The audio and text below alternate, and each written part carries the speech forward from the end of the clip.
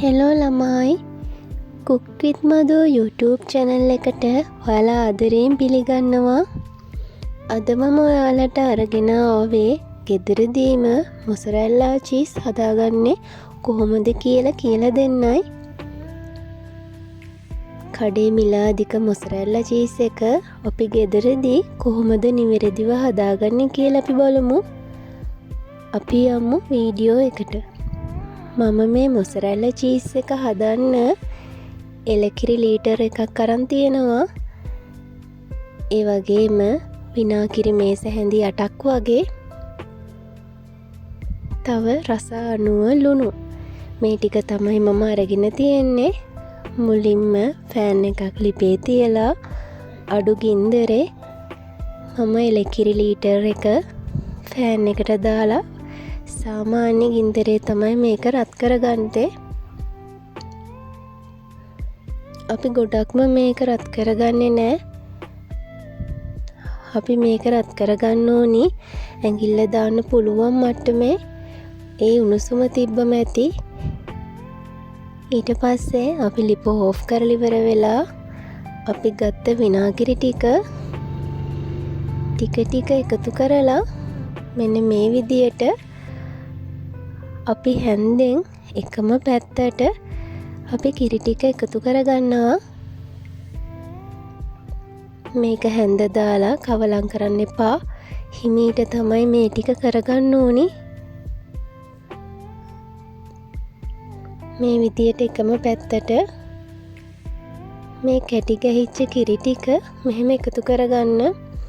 ඒ වගේම විනාගිරි 3 පාරකට වගේ ටික තමයි මේක එකතු කරන්න ඕනි. ඔක්කොම එක සැරේට එකතු කරගන්නත් එපා.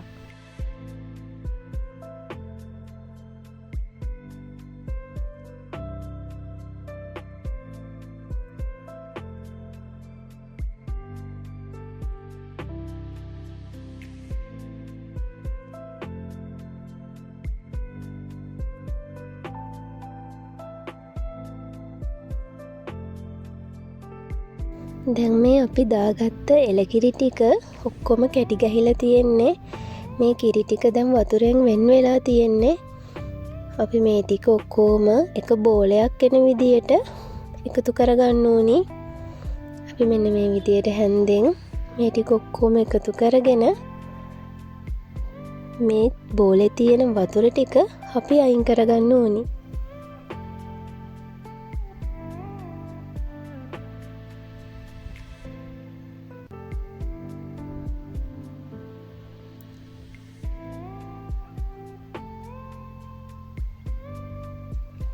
අපි දැන් මේ කිරි ටික පෙරාගෙන අපි මේ චීස් බෝලේ තියෙන කිරි ඒ වගේම වතුර මේ දෙකෙන් වෙන් කරගනිමු.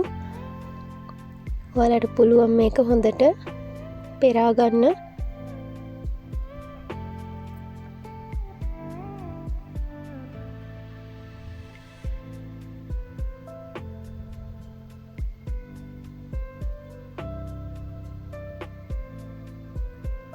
මම මේ විදියට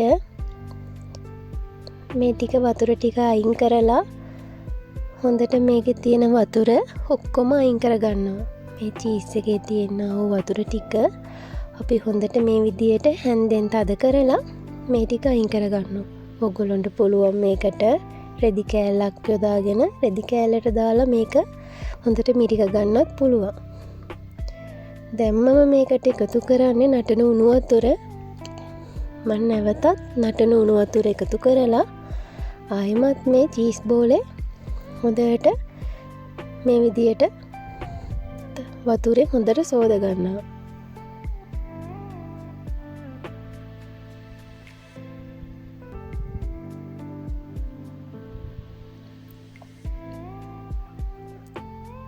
ආයෙමත් හොඳට වතුර ටික බේරලා භාජනයක් අරගෙන කූල් වතුර ටිකක් මම මේ භාජනයට එකතු කරලා ලුණු කුඩු මේස හැන්දකුත් එකතු කරලා හොඳට කවලම් කරගන්නවා.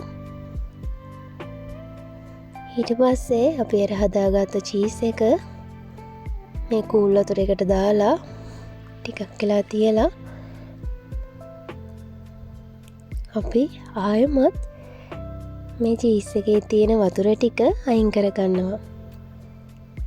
ඉතින් කඩේ තියෙන මිලාදික චීස් වලට වඩා ගෙදරදී මේ විදිහට ලේසියෙන් ඔයාලට මොසරෙල්ලා චීස් හදාගන්න පුළුවන්.